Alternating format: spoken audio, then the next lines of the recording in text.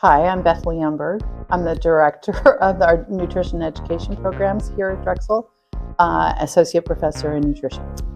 So registered dietitian nutritionists have to complete both didactic or classroom learning and experiential learning, which means doing a dietetic internship or some type of experience in clinical and food service and community settings in order to fulfill the competencies that are required to be a dietitian.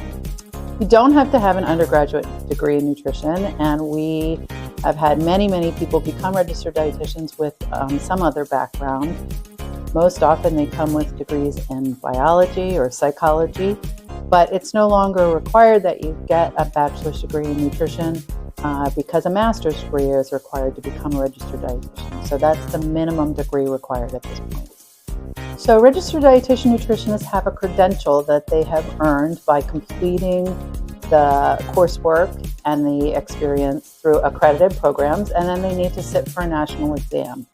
Nutritionist is a term that anyone can use. It doesn't have any credential associated with it, and so it's much less credible, and it's also not a title that is associated with a specific job or profession.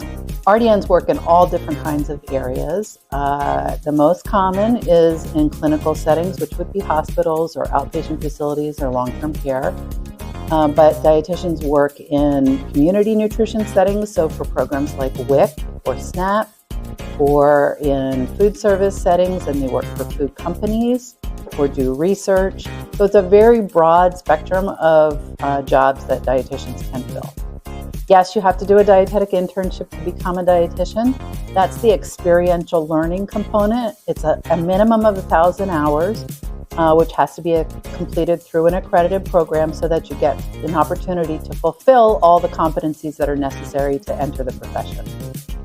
So right now we have partnerships with 5 different internships, dietetic internships, that are nationally recognized, long-standing programs with great reputation. They include Yale New Haven Hospital, University of Maryland Medical Center, Virginia Commonwealth University, Tulane University, and Emory University in Atlanta. And those programs have all had many of our students in the past and are happy to have students that come from Drexel because they know the quality of the education that they work at. So we have a group of faculty here with a variety of backgrounds who teach our courses, and we do bring in adjunct faculty in specialty areas so that we have a really qualified, experienced individuals who teach all of the courses. Well, one of the biggest differences is the age of our program and the level of experience that we have. We've been training people in nutrition and dietetics essentially since the beginning of the profession, which was in 1918. So over 100 years tradition for Drexel to be in nutrition and dietetics education.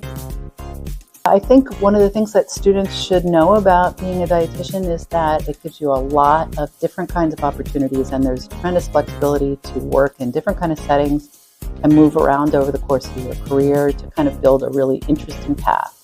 So for instance, I was in clinical dietetics. I was a pediatric dietitian at Children's Hospital, and then I became the director of nutrition there. I was vice president of a large company, Sodexo, and was their vice president of nutrition before I came into academics. But I've also worked in community settings and in research. So there's tremendous flexibility in what you can do in this profession.